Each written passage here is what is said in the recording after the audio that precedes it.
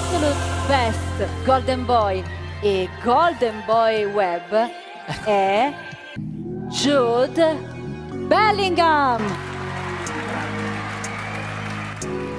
Kissing and hope they cut us, whether they like or not. I wanna show you up, I wanna show you up.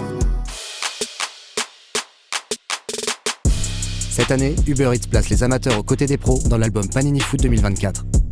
Hello à tous, ravi de vous retrouver dans la quotidienne. Jude Bellingham officiellement sacré Golden Boy 2023 à Turin lors de la grande soirée du football organisée par Tuttosport.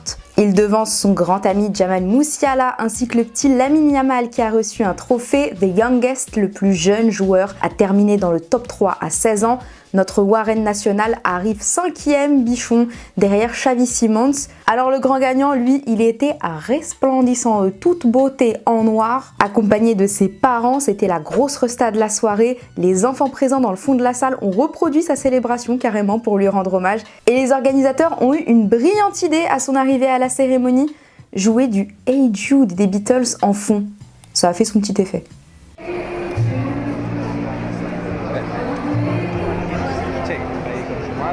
Le Madrilène acclamé et félicité par ses copains comme Aurélien Tchouaméni sur les réseaux sociaux, qui a repris le son de The Weeknd pour qualifier son coéquipier de Starboy. Mais l'anglais sait qu'il ne sera plus le seul Starboy l'année prochaine. Il nous a donné ses pronostics pour le Golden Boy 2024. Il est un poil corporate, un poil forceur surtout. Je cite 3 noms. Tout d'abord, Arda Güler, qui est maintenant remis des blessures qui l'ont empêché de faire ses débuts avec le Real. C'est un phénomène, nous le voyons à l'entraînement et il nous enchante. Ensuite, mon ancien coéquipier, Jamie Bynoe-Gittens du Borussia Dortmund. Et enfin, mon frère Job, un attaquant pur sang comme notre père. Alors je vous pose la question du jour, qui selon vous pourrait être élu Golden Boy en 2024 l'année prochaine? Êtes-vous d'accord avec Jude Bellingham ou pas du tout? Vous nous dites tout et demain on sélectionnera 2 commentaires. Les heureux élus repartiront chacun avec un album Panini, des stickers et un maillot de club amateur sponsorisé par Uber Eats, en l'occurrence celui de Boulogne-Billancourt qui célèbre les 80 ans du club ainsi que les 10 ans de la section féminine, mais aussi celui du Montauban FC Tarn-et-Garonne. Il reprend l'architecture des arches de la place nationale et du pont vieux de Montauban. Bon bah à vos commentaires, y a plus qu'à.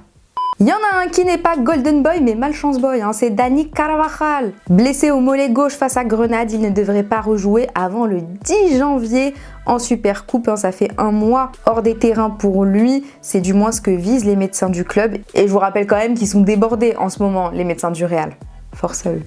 Pendant ce temps-là, comment ça va Erling Haaland? Il s'est remis de ses émotions après ce week-end en chillant avec sa famille. Et vous le savez, les internautes ont fait de sa colère contre l'arbitre face à Tottenham un mème. Il est tombé sur le cri de Munch remixé avec sa tête dessus. Beaucoup d'humour, le Norvégien qui nous dit « What the fuck ?» C'est son expression préférée visiblement. Ça m'a fait sourire pour la première fois de la journée. Plaisir d'offrir Erling. Allez, c'est l'heure du football vrai. Allons du côté du championnat russe où il se met à neiger, comme par hasard. Alors le gardien du CSKA Moscou, Igor Akinfeev, a eu une brillante idée. Il a voulu dégager le ballon au pied en se faisant un petit support pour le soutenir. Spoiler alerte, ça n'a pas fonctionné. Dommage. Sans transition, que se passe-t-il chez nos amis joueurs en ce moment? Eh bien, Alan Saint-Maximin, en Arabie Saoudite, il ne s'éclate pas, non, il charbonne comme un fou furieux. Regardez-le après un entraînement haletant, c'était les grandes eaux de Versailles. C'est pas la même ambiance à Barcelone où Jules Koundé est victime de son succès, ou plutôt fashion victime de son succès. À force de trop prendre de photos, ça devient robotique. Sors sourire.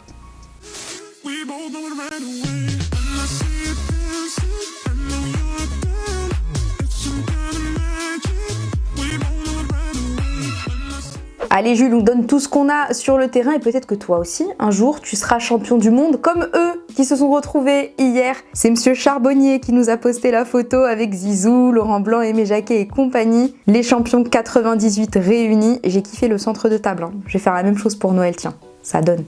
Hop, mais qui voilà, une nouvelle recrue en Ligue 1 à Montpellier qui a annoncé l'arrivée de Tanguy Koulibaly pour une durée non communiquée. Libre comme l'air depuis son départ de Stuttgart, l'attaquant de 22 ans formé au PSG devrait figurer dans l'effectif dès ce week-end pour affronter Lens. Comme quoi le football, ça va très vite.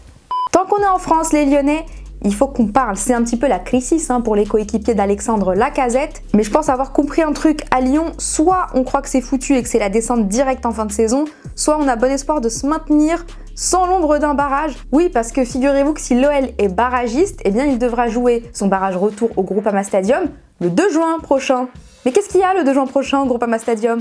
Un concert de Taylor Swift! Et autant vous dire qu'avec la grosse prod US que c'est, ce sera au Gone de se trouver un autre stade. Bon on leur souhaite juste de pas se retrouver dans cette position quoi.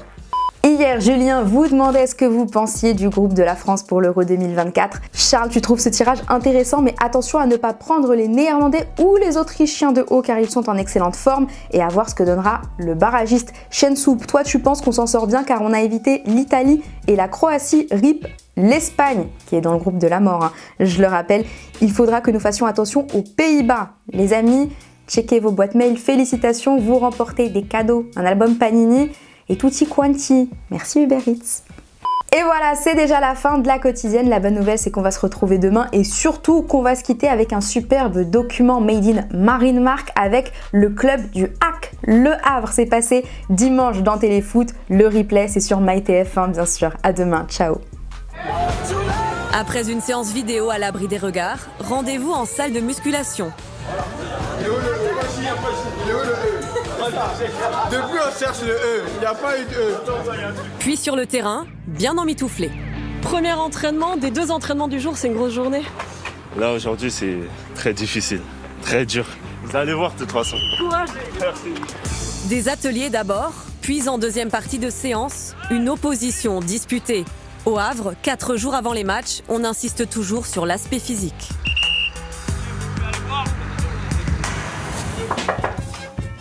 Bonjour coach. Bonjour. On peut s'installer? Bien sûr, entrez. Super, merci.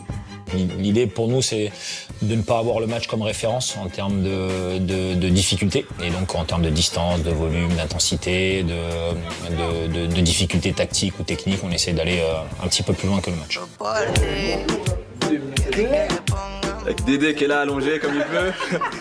À repartir pour l'entraînement de l'après-midi. J'en ai fait des clubs, des pays, alors c'est vrai qu'en arrivant là, j'ai tout de suite vu ce côté familial, on est très ensemble. Trouver les garçons qui vont correspondre à l'identité et aux valeurs du club. Nous sommes très soucieux de la solidarité et de la cohésion de notre effectif. Je pense que c'est un point essentiel dans notre capacité à gagner suffisamment de matchs pour rester en Ligue 1. Nouveaux dirigeants, nouveau staff, nouvelle méthode. Depuis juin 2022, le club doyen a changé de dimension. Dès que Lucas Esner et son staff sont arrivés avec Mathieu Bodmer et El Karas de son côté, et ils ont apporté une touche en plus. On a été promus, c'était incroyable. Tout commençait à changer. Façonner un effectif compétitif malgré un budget restreint. Mission accomplie pour Mathieu Bodmer, le directeur sportif.